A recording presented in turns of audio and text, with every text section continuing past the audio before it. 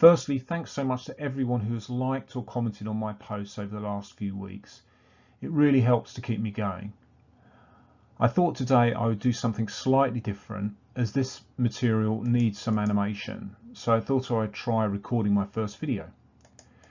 It also allows me to try something different and update my beliefs. And this is the topic of today, Bayesian updating, which is the process by which our brains update and construct beliefs. Bayesian updating is not only central to understanding how individuals change, but also to understanding why evidence-based practice is so important for organisational change. As organisational change practitioners, we are trying to build internal capability to help organisations adapt to external challenges. And this requires an understanding of the organisation's most likely current situation. And this is represented by the ball-shaped network in the top right-hand corner of this slide. But organisational change practitioners are only humans, and like any complex system, we act in line with our mental models of the world. Our current mental model is made up of our previous experience as practitioners and the knowledge that we have gained from management gurus we listen to, maybe consultants we have worked with, where we've studied, books we've read, etc. Again, like any complex system, we are seeking to minimise our energy expenditure. So we, or our brains, look for patterns that match our current mental models of the world. It's also seeking surprise and novelty that will help build a repertoire of strategies to deal with future events, to minimise future energy expenditures. And if we are not pattern matching, we become overwhelmed by the amount of information. And if we lived in a world of constant surprise and novelty, we would become exhausted. So the brain is performing a balancing act, trying to filter out information that will help it make decisions now and safeguard its physical, mental and social well-being in the future. And you can see here that our mental model of the organisation is not complete. So we have a lot to learn.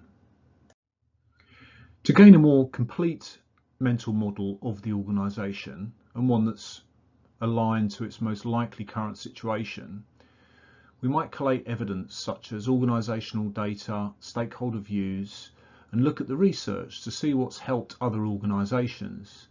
This is all new information, and it may be different from our mental model, hence the curves which show different likelihoods of our current beliefs and the new evidence being correct. We might just reject these alternative views of the organisation, but if we're being evidence-based, we combine our current mental model with the new evidence based on the strength of that evidence and form a new mental model. This new mental model, or best guess of the organisation's current situation, is the dotted curve, which has a slightly different shape from the other two curves. The benefit of combining this new evidence with our old mental model is that this new mental model, the coloured ball-shaped network, is a much closer fit to the organisation's current situation than our old mental model. So by taking on board this new evidence, we have a higher likelihood of achieving the desired outcomes because we understand the organisation much better. And this process of updating our mental model or beliefs is called Bayesian updating, after Thomas Bayes, a minister, philosopher and mathematician who came up with the reasoning that we infer the best explanation. And this is now used by neuroscientists, suggests that our brain's conscious perceptions are built from brain-based best guesses.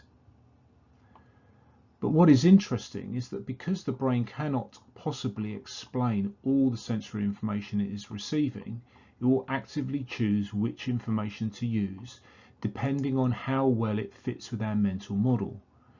So our brains bias our future beliefs based on our current beliefs. And this is why the quality of evidence we use to make up our current beliefs is so critical, because it determines what we believe in the future. We actively create the world that we live in. The more outdated our mental model becomes, the more energy it takes to update them. And the more energy it takes to update them, the lower the likelihood the brain will take them on board. And this is why evidence-based practice is so important and why it fits with our brain's process of Bayesian updating.